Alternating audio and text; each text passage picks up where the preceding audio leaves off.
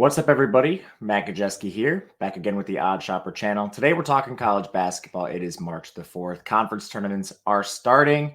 We'll have March Madness very shortly here. As you can see, I come back from a 2-day absence, and Google Chrome no longer supports virtual background, so you get my bedroom until the tech guys figure out how to fix this. Anyway, hit the thumbs up button, subscribe. That helps us a lot. And we're brought to you by BetMGM. They are the featured sponsor of this video, and they have a limited time offer for those of you in legal states, with the exception of New York, Puerto Rico, and Nevada. What you'll do is click the link in the video description below. Make your first deposit of at least $5. Turn that around, $5 wager on any team, total, market, whatever you want. You're going to get $150 in the form of bonus bets. $150 you didn't have, so make sure you take advantage of this. If you or someone you know has a gambling problem, please call or text 1-800-GAMBLER. Must be 21 or older to play in most areas. All right, let's bring you behind the glass. Don't have to see this room anymore. First game up, we're in the ACC. Duke takes on NC State. A lot of little in-state rivalries for this conference, but we have Duke on the road.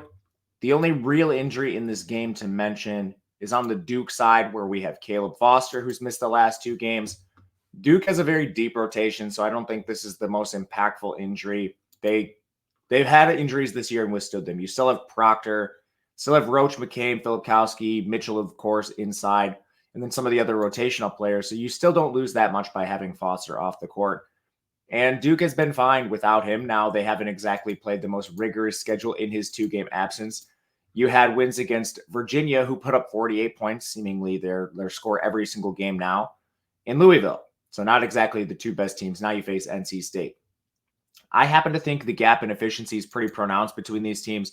As you can see on the screen, Duke's a top 10 offense, NC State's 75th. Defense, you have Duke at 24th. NC State comes in at 92nd. And I think there's a vast talent gap on the interior for these 2 teams. Duke has Filipkowski. Make fun of him all you want. Call him a coward. He kind of is. But he comes back from the court storming incident and has an absolute monster game. And NC State just doesn't have anything inside.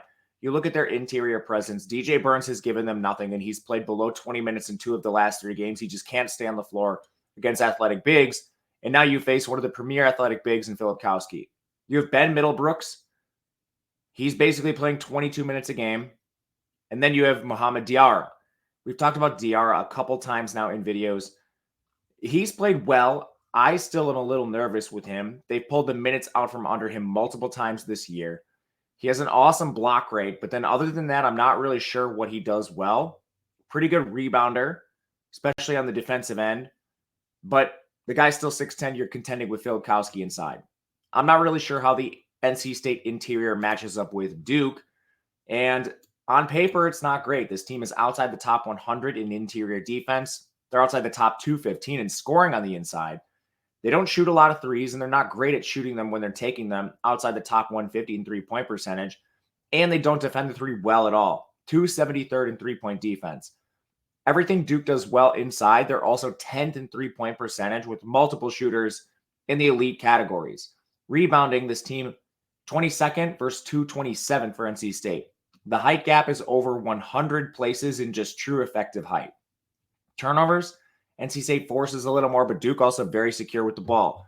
Duke rarely in foul trouble. NC State 196th in fouls committed. They're on the road, yes. It's not a long road trip, but Duke needs these wins at this point in the season. We'll lay the 6 with the away team in this contest. All right, next up, we have 2 premier games, as you can tell, and then we'll move to one greasy one. It's a very short Monday slate. Conference tournaments are coming up, so a lot of teams are off. Some teams finished their season already, but we'll have bigger slates in the coming days.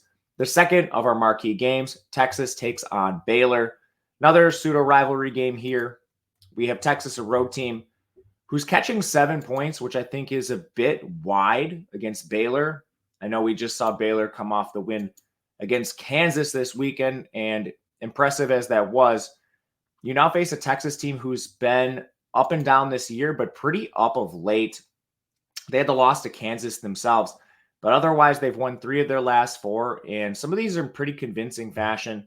They just demolished Oklahoma State over the weekend. Prior to that, double-digit win against Texas Tech, which is very impressive, and that was on the road. Prior to that, they beat Kansas pretty resoundingly too. So this Texas team is somewhat turned around their season. They're still a bubble team, but you can look at their efficiency metrics. They've widely improved most of them, largely by changing their rotation and getting Dylan Disu back, who missed a large portion of the year. Where I think you really see that is rebounding. 107th in total rebounding. Baylor's 23rd. Effective height stuff mirrors this. Texas 118th, Baylor 22nd. But you have a pretty wide sample of the season without Disu on the floor, who gives you a ton. The guy actually stretches the floor, spreads the floor, shoots threes well, which is important for Texas in this matchup because they do have defensive liabilities in this game. Disu will come back and he will help that interior, which ranks 50th already. But this team is a little bit suspect from three. They're 177th in three-point defense, and they face Baylor, who's third in the country in three-point percentage. So Texas is going to have to figure out a way to stop that, which I think is important to this game. But that's not to say Texas doesn't have advantages themselves. On the inside, this team should have no problem scoring. Baylor's interior defense is horrific. They're 238th on the inside, and Texas almost near the top 80 in two-point percentage. Not to mention they're pretty good at threes themselves. 63rd in three-point percentage, most of that coming via Max Asmus. Some of the ancillary stuff, you do have to worry about fouls really constantly with both teams. The one thing I'll say is Misi has been in a little more foul trouble of late compared to Disu at the 5 spot. So I'm a little bit more worried about Baylor in that regard. But ultimately, I think this is just closer than the 7 points indicate. Advantages both sides. Texas should be able to score inside. Baylor should be able to score from 3. But we've got a spread pretty wide here with the Texas team playing much better once you look at recent play. Last game we'll talk about here, and one that we should shop, is Idaho taking on Portland State, like the under 141. But you might be able to find 141s and a half, 142s. Odd Shopper is the tool you're going to want to use to take advantage of this. What it does, you can sort by state, you can sort by sportsbook, just extremely customizable, however you want to use it. What you'll do from there, you can go and look at our market-based approach, find plus EV bets across sports, not just college basketball, NBA, NHL, props, whatever you want to attack. And everything's included in one package, which includes our Discord. All our experts use this tool, and we notify you of what we're looking at, giving you the analysis as well. $14.95 for a week, $49.95 for a month. No long-term commitments. I use this, find it very helpful, and I think you will too. All right, this game. Idaho, Portland State, we're not exactly among the best teams here. Definitely the greasy category. But first thing I want to start with towards an under 141 is pace. Idaho plays extremely slow, and they should have success slowing this tempo. The tempo of Portland State is 90th. Both of these teams have been fairly consistent in their tempos, so I'm not really too worried about one team slowing the other one down outside of what we already talked about with Idaho really playing that bottom 50 tempo. But from there, neither team is good on offense. We're talking 279 to 301. When you look at recent play, that has not gotten any better. Both teams have been consistently bad. And then you do actually have one pretty decent defensive team in Portland State. They're 173. That contends with the better offense in Idaho, whereas the defense for Idaho has been suspect, but you have an opposing offense outside the top 300. As far as some of the other stuff for these two teams, you do really match up strength on strength in terms of defense versus opposing offense. For reference, Idaho's best path to scoring is on the inside where they're 189th. They do hold a height advantage. But Portland State's best defensive category is their interior defense where they're 183. Neither of these teams shoots the three well. We're talking 320th and 289th, so I'm not really worried about anyone getting hot from beyond the arc. And from there, rebounding is pretty close between these two teams. You actually have the smaller team in Portland State better on the glass, but that's largely just because they prioritize the defensive end. They're 335th in offensive rebounding. They never try for that.